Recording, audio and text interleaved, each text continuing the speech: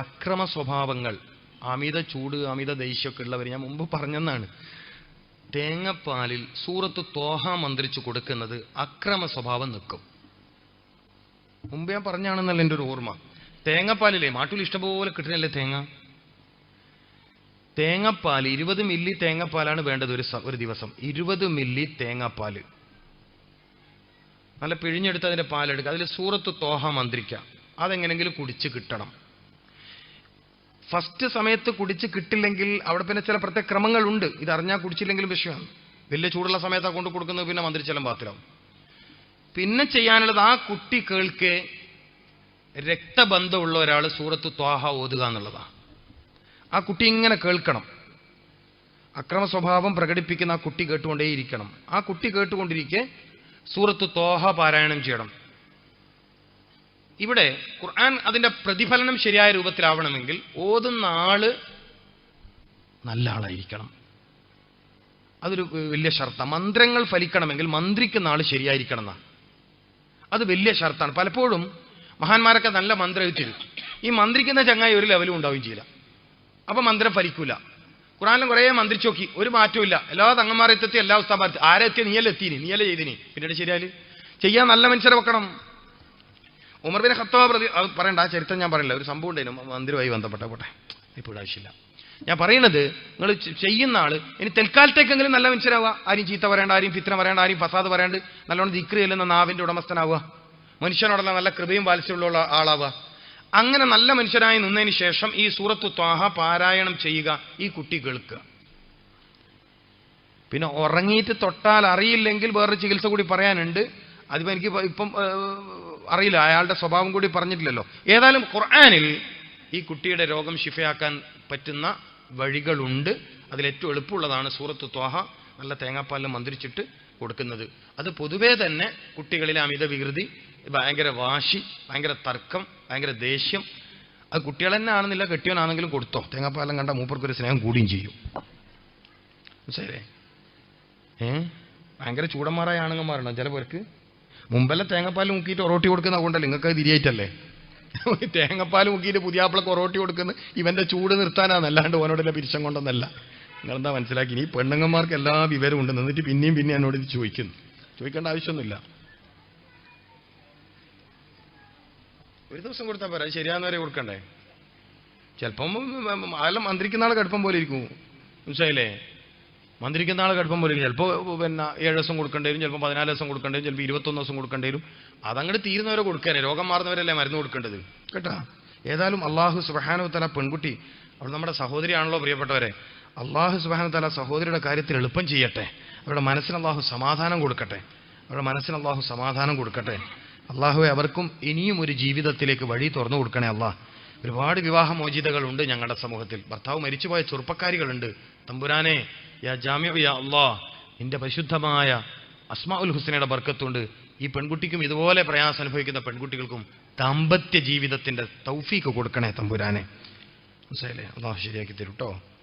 മനസ്സിലാക്കേണ്ടത് 27 വർഷമായി കാല് വിണ്ട് കീറലും ചൊറിഞ്ഞു വാദവും അനുഭവിക്കുന്നു. എല്ലാവിധ ചികിത്സയും നടത്തി ഇതിന് പൂർണ്ണമായി ഭേദമാക്കാൻ എന്താണ് വേണ്ടത് എന്നാണ് ചോദ്യം. പാദഭാഗത്ത് വരുന്ന രോഗത്തിന് തിബ്ബുൻ നബവി എന്ന കിതാബിൽ കാണുന്ന നല്ലൊരു ചികിത്സ, അതായത് നെരിയാണിക്ക് താഴെയുള്ള പാദഭാഗത്ത് കാണുന്ന രോഗങ്ങൾക്ക് പൊതുവേ തന്നെ, ചൊറിയാണെങ്കിലും ചൊറിച്ചലാണെങ്കിലും വിണ്ടുകീറലാണെങ്കിലും പൊതുവേ തന്നെ നന്നായി ഫലിക്കുന്ന ഒരു ചികിത്സയാണ് ഹന്നാഇന്റെ ചികിത്സ. അതായത് മൈലാഞ്ചി അരച്ചിടുക എന്നുള്ളത്. ഒരേ സ്ഥലം എല്ലാ ദിവസവും ഇടണം. എല്ലാ ദിവസവും കാലിൽ നന്നായി അരച്ച മൈലാഞ്ചി, ട്യൂബ് മൈലാഞ്ചി അല്ല, ചെടി അരച്ചെടുത്ത മൈലാഞ്ചി. ഈ മൈലാഞ്ചി അവിടെ പേസ്റ്റ് ചെയ്യുക എന്നുള്ളത് ഒരു പരിധി വരെ വലിയ ശിഫ കിട്ടുന്ന ഒരു വഴിയാണ്. ശ്രദ്ധിക്കേണ്ടത്, സോപ്പിന്റെ വെള്ളം ആ സമയത്ത് തട്ടരുത്. സോപ്പിന്റെ വെള്ളം തട്ടരുത്. സോപ്പ് കലർന്ന വെള്ളം, സോപ്പ് കലർന്ന വെള്ളം, കെമിക്കൽസ് കലർന്ന വെള്ളം, ഇതൊക്കെ അപകടമാണ്. ഇത് സൂക്ഷിക്കണം. നമ്മൾ എപ്പോഴും മനസ്സിലാക്കട്ടെ, രോഗം മാറാൻ മരുന്ന് ഉപയോഗിക്കുന്നതോടൊപ്പം പിന്നെ അതിനെ അപകടപ്പെടുന്ന വഴികളിൽ നിന്നും വിട്ടു നിൽക്കണം. അപ്പൊ സോപ്പിന്റെ വെള്ളം, അതുപോലെ തന്നെ കെമിക്കൽസ് വെള്ളം, അഴുക്ക് വെള്ളങ്ങൾ, ചളികള്, പിന്നെ പൊതുവെ മാട്ടൂൽ എന്ന് പറയുന്ന പൂഴിയും മണലൊക്കെ ഇഷ്ടം പോലെ ഉള്ളതാണ്. ഈ ചെറിയ ചെറിയ പൂഴി മണൽ തരികളൊക്കെ ചിലപ്പോൾ ഉള്ളിൽ കയറുന്ന അതൊക്കെ വിഷയം ഉണ്ടാക്കും. അത്തരം കാര്യങ്ങളൊക്കെ ശ്രദ്ധിച്ചാൽ വലിയ ആശ്വാസം കിട്ടും. പിന്നെ പഴുപ്പും വല്ലാത്ത വേദനയുണ്ടെങ്കിൽ ഈ മൈലാഞ്ചി അരക്കുമ്പോൾ ഒരു ചെറിയ കഷ്ണം പച്ചമഞ്ഞൾ അരച്ച് ചേർത്ത് മിക്സ് ചെയ്ത് നിങ്ങൾക്ക് ഈ പാദഭാഗത്ത് സ്ഥിരമായി പേസ്റ്റ് ചെയ്യാൻ പറ്റുമെങ്കിൽ വലിയ ആശ്വാസമാണ്. പിന്നെ ചില മരുന്നുകൾ ഉള്ളിൽ കുടിക്കേണ്ടതാണ്, അതിപ്പോൾ എനിക്കിവിടെ പറയാൻ പറ്റില്ലല്ലോ. ചില ഔഷധങ്ങൾ ഉള്ളിലും കുടിക്കേണ്ടി വരും, കാരണം ശരീരത്തിൽ ഭയങ്കര ഉഷ്ണം ഉണ്ടാവും, ഭയങ്കര ചൂട് കൂടുതലുള്ളവരായിരിക്കും, ശരീരത്തിൽ ക്രമാതീതമായ ചൂട് കൂടുതലുള്ളവരായിരിക്കും. അതിനെ കുറക്കുന്ന ചില രീതികൾ അവർ ജീവിതത്തിൽ തുടരേണ്ടിയും വരും. അങ്ങനെ കൂടി ചെയ്താൽ എളുപ്പത്തിൽ ശിഫ കിട്ടും. അല്ലാഹു ശിഫ നൽകുമാറാവട്ടെ. സുബ്ഹാന റബ്ബിക റബ്ബിൽ ഇസ്സത്തി അമ്മാ യസിഫൂൻ. പൊതുവെ ഉഷ്ണ സംബന്ധമായ, രക്തദൂഷ്യ സംബന്ധമായ ചൊറിച്ചില്, ചൊറി, ഇതുമായി ബന്ധപ്പെട്ട രോഗമുള്ളവർ ഖുർആനിൽ നിന്നും ദുആ ചെയ്യേണ്ടത് സുബ്ഹാന റബ്ബിക റബ്ബിൽ ഇസ്സത്തി അമ്മാ യസിഫൂൻ എന്നതാണ്. എന്നതോടൊപ്പം സുബ്ഹാനല്ലാഹി അമ്മാ യസിഫൂൻ എന്ന് മന്ത്രിച്ച് വെള്ളം കാലിനൊഴിച്ച് അതങ്ങനെ അവിടെ തന്നെ ഉണങ്ങുന്നതും ശിഫക്ക് കാരണമായി തീരും. അതൊക്കെ അതിനുള്ള വഴികളാണ്. ശരി. പിന്നൊരു ചോദ്യം, അമിതവണ്ണം. ശരി, നല്ലൊരു ചോദ്യമാണത്. പലർക്കും വരുന്ന ഒരു വിഷയമാണ് അമിതവണ്ണം. അതായത് ശരീരത്തിൽ ആവശ്യത്തിൽ കൂടുതൽ തടി ഇങ്ങനെ കൂടുക എന്നുള്ളത്. ഒരുപാട് കാര്യങ്ങൾ പഠിച്ചാൽ മാത്രം മറുപടി പറയാൻ പറ്റുന്ന ഒരു ചോദ്യമാണ് എന്നോട് ചോദിച്ചിരിക്കുന്നത്. ഇതിന് എനിക്ക് എളുപ്പത്തിൽ പറയാൻ പറ്റുന്ന ഒരു വഴി എന്ന് പറയുന്നത് തവിട് തിളപ്പിച്ച് വെള്ളം കുടിക്കുക എന്നുള്ളതാണ്. തവിട് അല്ലേ, തവിട് എന്നല്ലേ പറയുന്നത്. നിങ്ങൾക്ക് ചെയ്താൽ തെറ്റ് വരാൻ സാധ്യതയില്ലാത്തൊരു വഴിയല്ലേ എനിക്ക് സ്റ്റേജിൽ പറയാൻ പറ്റുന്ന ഒരു പബ്ലിക് സ്റ്റേജാണ്.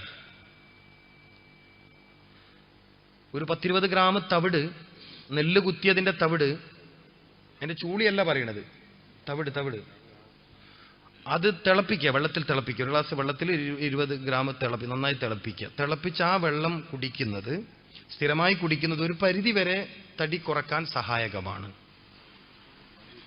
പിന്നെ അത് ഹോർമോണുമായി ബന്ധപ്പെട്ട പ്രശ്നമാണോ, ഭക്ഷണ രീതിയിൽ നിന്ന് വന്നതാണോ, അങ്ങനെ പലതും പഠിച്ചിട്ട് വേണം അതിനെ ചികിത്സിക്കാൻ. അല്ലാതെ എനിക്കിപ്പം ഒരു മാർഗം പറയാൻ പറ്റില്ല അത്. കാരണം വെച്ചാൽ അങ്ങനെ ഒരു വിഷയമാണ് ചോദിച്ചിരിക്കുന്നത്. എന്തൊരു കാര്യത്തിലാണ് ഈ തടി വന്നത്, എന്തൊരു കാര്യമാണ് ഈ തടി നിലനിർത്തുന്നത്, അത് ജീനുമായി ബന്ധപ്പെട്ട വിഷയമാണോ, അങ്ങനെയൊക്കെ ഉണ്ട്. ഇപ്പൊ ജീൻ ബ്ലോക്കിംഗ് തെറാപ്പി വരുന്നുണ്ട്, ജീൻ ബ്ലോക്കിംഗ് തെറാപ്പി. ചിലതൊക്കെ വിജയകരമാണ്. പക്ഷെ എന്തായാലും നല്ല രൂപത്തിൽ ഒരു പരിധിവരെ ശരീരത്തിന്റെ ഭാരം കുറക്കാൻ പറ്റുന്ന രീതി തിബ്ബുൻ നബവിയിലുണ്ട്, പ്രവാചക വൈദ്യശാസ്ത്രത്തിലുണ്ട്. കണ്ണൂര് നമ്മുടെ ഹോസ്പിറ്റലിൽ അത്തരം ട്രീറ്റ്മെന്റ് നടക്കുന്നുണ്ട്. അപ്പൊ എനിക്ക് ഒറ്റവാക്കിൽ ഇതിന് ഉത്തരം പറയാൻ കഴിയില്ല, മനസ്സിലായില്ലേ. അമിതമായ മുടി കൊഴിച്ചലിന്റെ കൂടി അതിലുണ്ട്. അതൊക്കെ വിറ്റാമിൻ കുറവുകൊണ്ടും കാൽസ്യക്കുറവുകൊണ്ടും ശരിയായ രൂപത്തിൽ എണ്ണ തേച്ച് പരിപാലിക്കാത്തത് കൊണ്ടും പലപ്പോഴും പിന്നെ മുടിക്കോ തലയുടെ ചർമ്മത്തിനോ അപകടം പറ്റുന്ന രീതിയിലുള്ള മറ്റെന്തെങ്കിലും ഷാമ്പുവോ കെമിക്കൽസോ ഉപയോഗിച്ചത് കൊണ്ടൊക്കെ വരാം. ആന്തരികവും ബാഹ്യവുമായ കാരണങ്ങൾ കൊണ്ട് മുടി കൊഴിച്ചിൽ വരാം. അത്തരം കാര്യങ്ങൾക്കൊന്നും എനിക്ക് ഒറ്റയടിക്ക് മറുപടിയൊന്നും പറയാൻ കഴിയില്ല. അയാളുടെ ശാരീരിക അവസ്ഥ, ചികിത്സ എന്ന് പറയുമ്പോൾ ഒരു സ്റ്റേജിൽ പറയാൻ പറ്റുന്ന കാര്യമൊന്നുമല്ലല്ലോ. പിന്നെ നിങ്ങൾ ചോദിക്കുമ്പോൾ ചില കാര്യത്തിന്റെ വീട്ടിൽ ചെയ്യാൻ പറ്റുന്ന കാര്യങ്ങൾ ഞാൻ പറഞ്ഞുതരാം, അത്രയല്ലേ പറ്റൂ. അപ്പൊ അവര് നെല്ലിക്ക നല്ലോണം തിന്നുക, മുടി കൊഴിച്ചിലൊക്കെ പറയുന്ന ആൾ നെല്ലിക്ക, ബദാം, ഈത്തപ്പഴം പോലത്തത് സ്ഥിരം ഒരു ഭക്ഷണമായി ജീവിതത്തിൽ കൊണ്ടു നടക്കുക. ഞാൻ പറഞ്ഞല്ലോ, പലപ്പോഴും നമ്മൾ ഭക്ഷണത്തിൽ പഴത്തിന് തീരെ സ്ഥാനം കൊടുക്കുന്നില്ല. പഴത്തിന് തീരെ സ്ഥാനം കൊടുക്കുന്നില്ല നമ്മളിൽ പലരും. ഒരു വിലയും കൊടുക്കണില്ല പഴത്തിന്. തിന്നിട്ട് അതിന്റെ കൂടെ ചെയ്യേണ്ടതുമാണെന്നാ. പഴം ഒരു ഭക്ഷണമാണ് പ്രിയപ്പെട്ടവരെ, പഴം ഒരു ഭക്ഷണമാണ്. അവൻ നേന്ത്രപ്പഴം കഴിക്കുക, ഈത്തപ്പഴം കഴിക്കുക, നെല്ലിക്ക കഴിക്കുക, ഇലക്കറികൾ കഴിക്കുക, ബദാം കഴിക്കുക. ഇങ്ങനെ തലയുമായി ബന്ധപ്പെട്ട് ഗുണം കിട്ടുന്ന ഭക്ഷ്യവസ്തുക്കൾ. അതുപോലെ തന്നെ അക്രൂട്ട് എന്ന് പറഞ്ഞിട്ടൊരു സാധനമുണ്ട്. അക്രൂട്ടിന് ഇവിടെ എന്താ പറയാ, ഔക്രൂട്ടി എന്നല്ല ഞാൻ പറഞ്ഞത്, അക്രൂട്ട്. ഔക്രൂട്ടി നീരിക്കണ്ട. അക്രൂട്ട് പരിപ്പ് നിങ്ങൾക്ക് സംഭവം മനസ്സിലായ മറ്റേ ഒരു തലച്ചോറ് പോലത്തെ ഫോട്ടോ, ഒരു ഇങ്ങനെ തോട് പോലത്തെ തലച്ചോറ് പോലത്തെ ഒരു സാധനം അങ്ങനെ. ഔക്രൂട്ടി എന്ന് പറഞ്ഞാലും സാരമൊന്നുമില്ല, സംഭവം തിരിഞ്ഞാൽ മതി. അത് നല്ലതാ. അതൊക്കെ തിന്ന് തല നല്ല ഉഷാറായിക്കോട്ടെ. ശരി. വിഷാദ രോഗം മാറാൻ ഒരു വഴി പറഞ്ഞു തരണം. ഇതിന് നല്ല കൗൺസിലിംഗ് വേണം പ്രിയപ്പെട്ടവരെ. പലരിലും ഇന്ന് ഈ മാനസിക അസ്വസ്ഥത അത് ഒരു വിഷയമായി തന്നെ അവതരിപ്പിക്കേണ്ടതാണ്. മനസ്സിന്റെ ദുഃഖം, മനസ്സിന്റെ പ്രയാസം, മനസ്സിന്റെ പിരിമുറുക്കങ്ങൾ, അത് വേറെ തന്നെ ഒരു വിഷയമാണ്. നമുക്ക് എന്താ പറയാ, ഒരുപാട് കാരണങ്ങളുണ്ട് അതിൽ. ഇപ്പൊ ഈ റബ്ബനാ ദലംനാ എന്നുള്ള ദുആ തന്നെ അതിന് പരിഹാരമാണ്. എന്നതുപോലെ രണ്ട് കൈയും തലയിൽ വെച്ചിട്ട് ഈ രണ്ട് കൈയും തലയിൽ ഇങ്ങനെ വെക്കണം. ഇതൊരു ക്രമമാണ്, ഇതൊരു ട്രീറ്റ്മെന്റ് സ്റ്റൈലാണ്. അതുകൊണ്ടാണ് തലയിൽ വെക്കണം എന്ന് പറയും. തലയിൽ വെച്ചിട്ടില്ലെങ്കിലും ആയത്തായത് തന്നെയാണ്. ഇങ്ങനെ വെച്ചിട്ട് ഇന്നല്ലാഹ വമലായികത്തുഹു യുസല്ലൂന അലൻ നബി യാ അയ്യുഹല്ലദീന ആമനു സ്വല്ലൂ അലൈഹി വസല്ലിമു തസ്ലീമ. ഈ ആയത്ത് 4 തവണ ഇങ്ങനെ കൈവച്ചുകൊണ്ട് 7 സമയത്ത്, അതായത് 5 ഫർള് നിസ്കാര ശേഷവും പിന്നെ തഹജ്ജുദ്, ളുഹ, 7 സമയത്ത് സ്ഥിരമായി ചെയ്യുന്നവർക്ക് മാനസിക പിരിമുറുക്കങ്ങൾ അടക്കമുള്ള സർവ്വരോഗത്തിന് ശിഫ കിട്ടും. ഉറക്കം കിട്ടാത്തവർക്ക് ഉറക്കം കിട്ടാനും ഇതന്നെയാണ് ചെയ്യേണ്ടത്. ഇങ്ങനെ ചെയ്താൽ മതി. പ്രഷർ എപ്പോഴും കൺട്രോൾ ആവാതെ നിൽക്കുന്നവർക്കും ഇത് വലിയ പരിഹാരമാണ്. എങ്ങനെ? കൈ ഇങ്ങനെ വെക്കുക.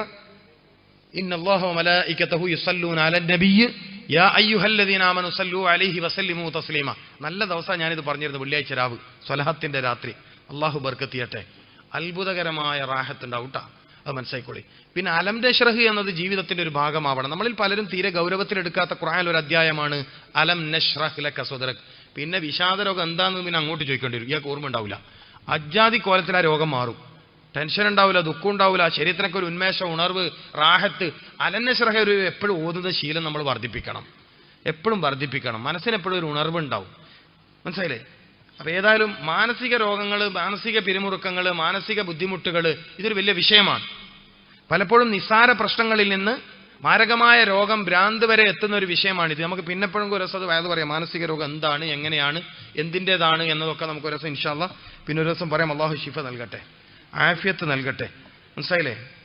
വിഷാദരോഗം മാറിക്കിട്ടും. ഈ രണ്ട് കാര്യം മതി. ഇന്നല്ലാഹു മലായികത്തു എന്നതും പിന്നെ ഏതാ പറഞ്ഞത്? അലം നശ്റഹും. വേറെ പലതും ഉണ്ട്. നിങ്ങൾക്ക് എളുപ്പത്തിൽ പറഞ്ഞുതരാൻ പറ്റുന്ന രണ്ട് കാര്യം ഞാൻ പറഞ്ഞു തന്നു. മനസ്സിലായില്ലേ?